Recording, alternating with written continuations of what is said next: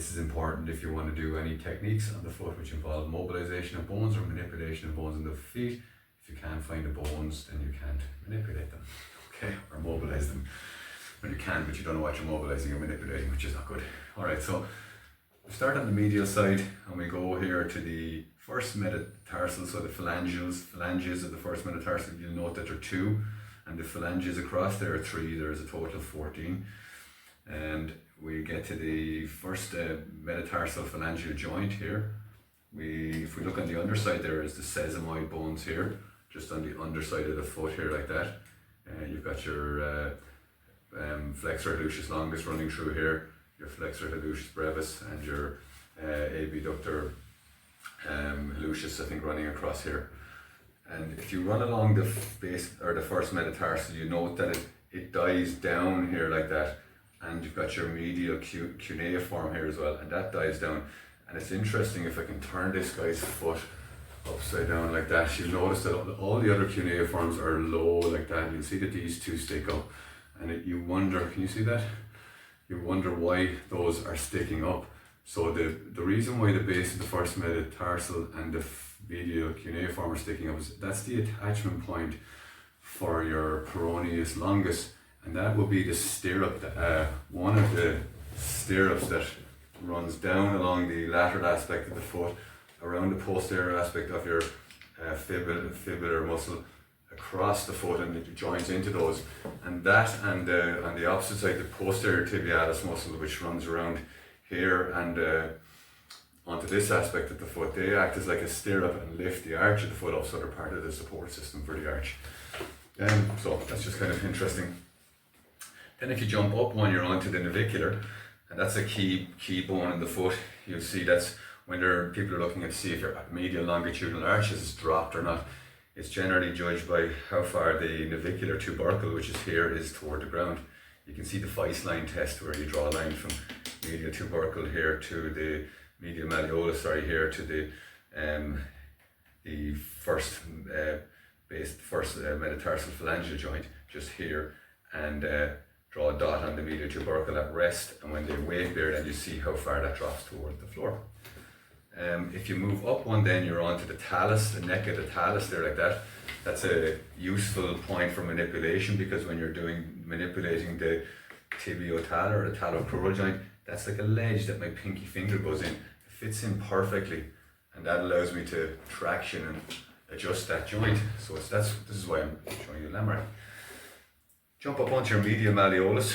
You'll note that your medial malleolus is much higher than it's more superior than your fibula, your fibula, which is more inferior, and that would account for probably 90% of all ankle injuries being inversion sprains, because it has to be quite traumatic to hurt the deltoid ligament in here. The ankle can roll and continue to roll. There's no bony obstacle to stop it, but when it goes into eversion, the fibular muscle will often stop it. Okay, so then I jump down here and I go to the sustentaculum tali. That's a part of the talus there. It's a little ledge that's involved in some of the weight bearing of the talus on the calcaneal bone, and you have a little ligament which supports your arch there as well, which is called the spring ligament.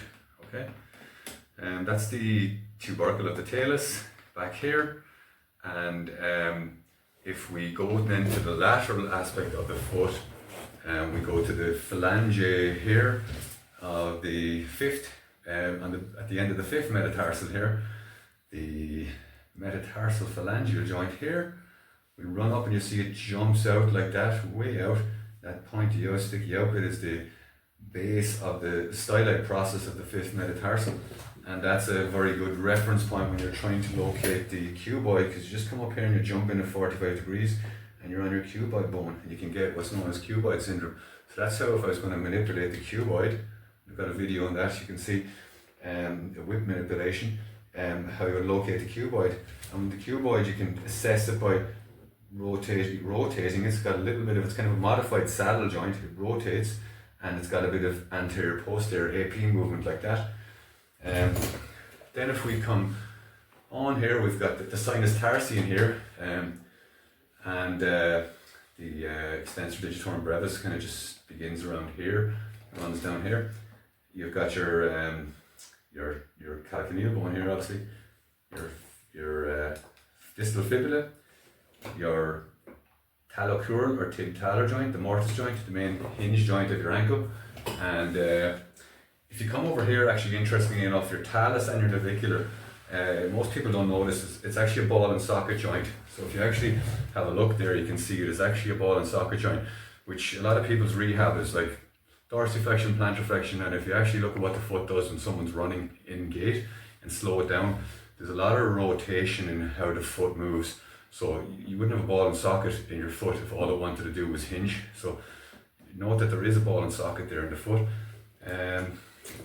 At the back of the posterior aspect, you've got the calcaneal dome here like that, and the medial tubercle here like that. So if someone has plantar fasciitis, normally if you press here, it's usually very sore. That's the spot where like everything's pulling on, can get quite tender. What we've left out here is, we said the medial cuneiform, you've got your intermediate cuneiform and your lateral cuneiform.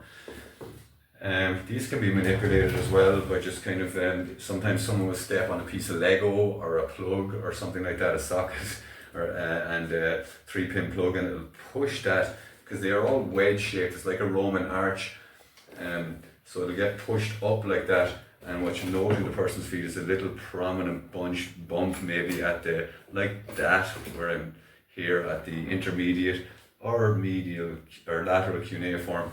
And the manipulation for that, and I've got videos on those too. You just put your fingers around it, your thumbs up here, you're tractioning, and essentially it's a dorsiflexion foot to lock up the ankle joint, and fingers compressed in here, thumbs over the metatarsal heads, and it's a rapid, short, low amplitude thrust towards you whilst dorsiflexing the foot and pulling the medial cuneiform in this case inferiorly towards the base of the foot back into place. So that, everybody, is landmarking, bony landmarking of the foot and ankle. Hope you enjoyed the video. If you did and learned something, please subscribe. Talk to you next time. Thank you.